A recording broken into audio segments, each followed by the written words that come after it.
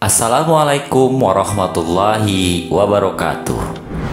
Alhamdulillahirabbil alamin wa bihi nasta'inu ala umuri dunya waddin wa ala alihi wa sahbihi wa barik wasallim. Rabbi shrahli sadri wa yassirli amri wahlul 'uqdatam min lisani yafqahu qawli, amma ba'du.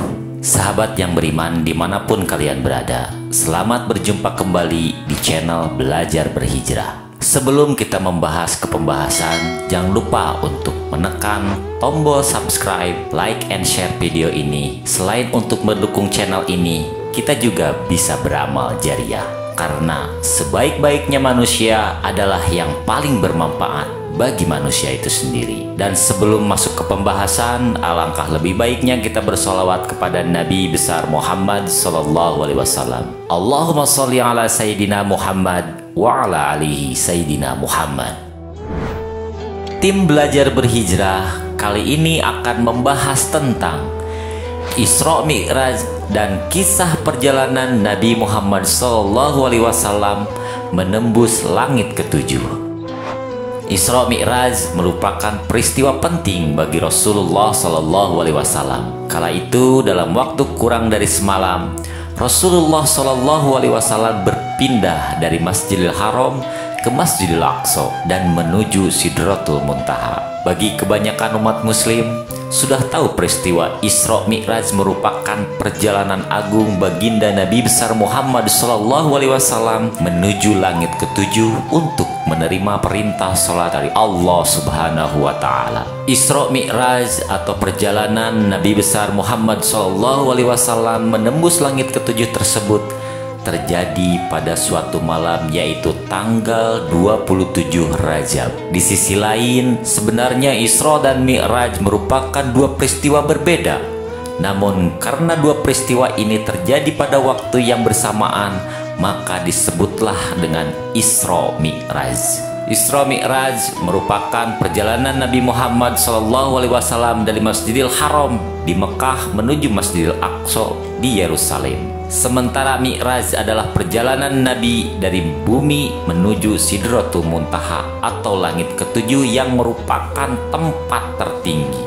Jadi dua perjalanan yang dilakukan Nabi besar Muhammad SAW tersebut hanya ditempuh dalam waktu semalam. Nah, untuk lebih jelasnya, berikut ini adalah rangkuman tentang Isra Mi'raj Nabi besar Muhammad SAW atau kisah perjalanan Nabi saat mendapatkan perintah sholat dari Allah Subhanahu wa Ta'ala.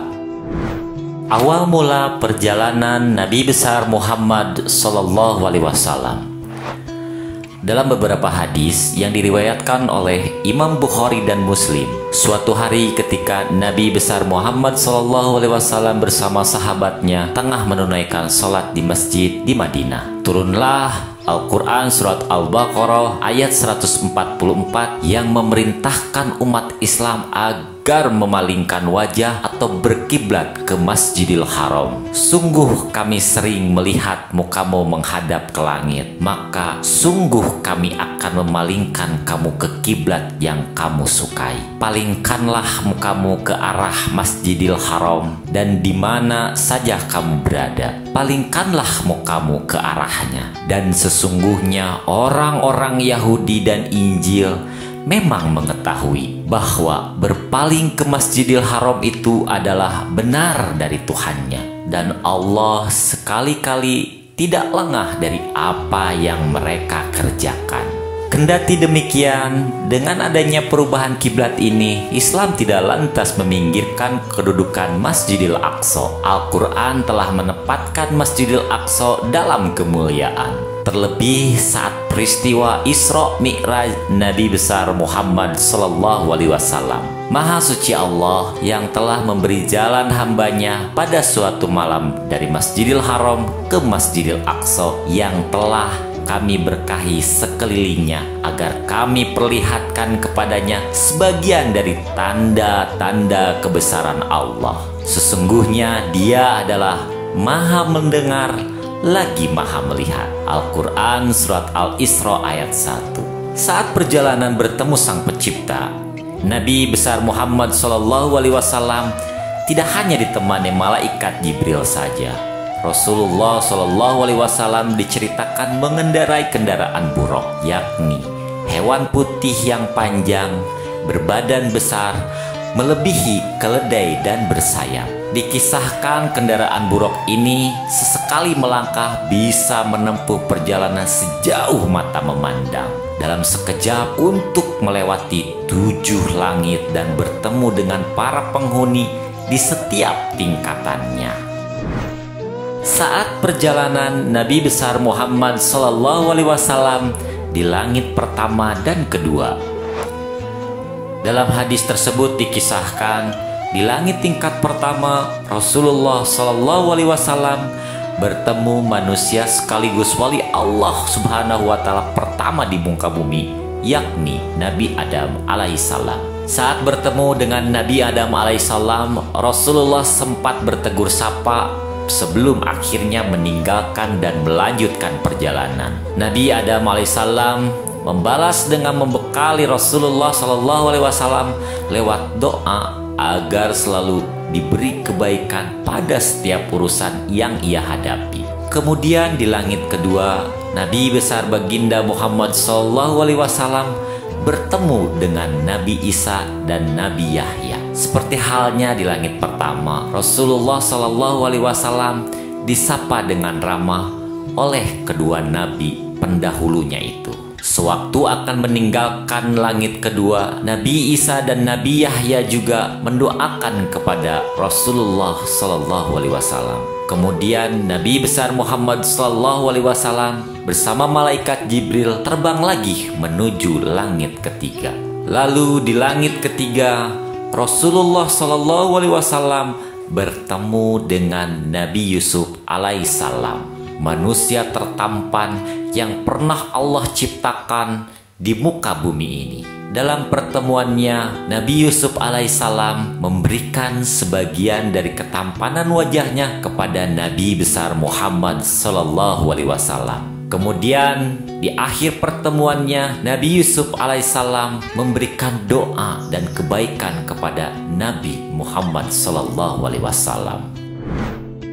Saat perjalanan Nabi besar Muhammad Sallallahu Alaihi Wasallam di langit keempat sampai keenam. Setelah berpisah dengan Nabi Yusuf alaihissalam di langit ketiga, Rasulullah Sallallahu Alaihi Wasallam melanjutkan perjalanan kembali dan sampai ke langit keempat. Pada tingkatan ini, Rasulullah Sallallahu Alaihi Wasallam bertemu dengan Nabi Idris alaihissalam. Nabi Idris alaihissalam merupakan manusia pertama yang mengenal tulisan, dan Nabi Idris juga yang berdakwah ke Bani Qabil dan Memphis di Mesir untuk beriman kepada Allah Subhanahu wa Ta'ala. Seperti pertemuan dengan nabi-nabi sebelumnya, Nabi Idris memberikan doa kepada Nabi besar Muhammad Sallallahu Alaihi Wasallam supaya diberi kebaikan pada setiap urusan yang dilakukannya. Selanjutnya di langit kelima, Nabi besar Muhammad Sallallahu Alaihi Wasallam bertemu dengan Nabi Harun alaihissalam, yaitu Nabi yang mendampingi Nabi Musa alaihissalam berdakwah mengajak Raja Fir'aun, orang yang menyebut dirinya Tuhan, dan kaum Bani Israel untuk beriman kepada Allah Subhanahu wa Ta'ala. Nabi Harun alaihissalam dikenal sebagai nabi yang memiliki kepandaian berbicara dan meyakinkan orang. Di langit kelima, Nabi Harun alaihissalam juga mendoakan Nabi Muhammad Sallallahu Alaihi Wasallam untuk senantiasa selalu mendapatkan kebaikan pada setiap perbuatannya. Pada langit keenam, Nabi Muhammad Sallallahu Alaihi Wasallam beserta malaikat Jibril bertemu dengan Nabi Musa alaihissalam, yaitu Nabi yang memiliki jasa besar dalam membebaskan Bani Israel dari perbudakan dan menutup mereka menuju kebenaran ilahi Rabbi. Selama bertemu dengan Nabi besar Muhammad Sallallahu Alaihi Wasallam, Nabi Musa alaihissalam menyambut layaknya kedua sahabat lama yang tidak pernah bertemu. Sebelum Nabi Muhammad Sallallahu Alaihi Wasallam pamit dan meninggalkan langit keenam, Nabi Musa melepaskannya dengan doa kebaikan. saat perjalanan Nabi besar Muhammad Sallallahu Alaihi Wasallam di langit ketujuh. Perjalanan terakhir Nabi besar Muhammad Sallallahu Alaihi Wasallam ke langit ketujuh bertemu dengan sahabat Allah Subhanahu Wa Taala, bapaknya para nabi, yakni Ibrahim alaihissalam. Sewaktu bertemu, Nabi Ibrahim alaihissalam sedang menyandarkan punggungnya ke Baitul Ma'mur, di mana Baitul Ma'mur adalah suatu tempat yang disediakan oleh Allah Subhanahu Wa Taala kepada para malaikatnya. Di setiap harinya tidak kurang dari 70.000 malaikat masuk. Kemudian Nabi Ibrahim alaihissalam mengajak Nabi besar Muhammad Sallallahu Alaihi Wasallam pergi ke Sidratul Muntaha sebelum bertemu dengan Allah Subhanahu Wa Taala untuk menerima perintah wajib sholat. Adapun Sidratul Muntaha ini merupakan sebuah pohon yang menandai akhir dari batas langit ketujuh. Masih dalam hadis yang sama, Nabi besar Muhammad Sallallahu Alaihi Wasallam menceritakan bentuk fisik dari Sidratul Muntaha, yaitu berdaun lebar seperti telinga gajah dan buahnya menyerupai tempayan besar.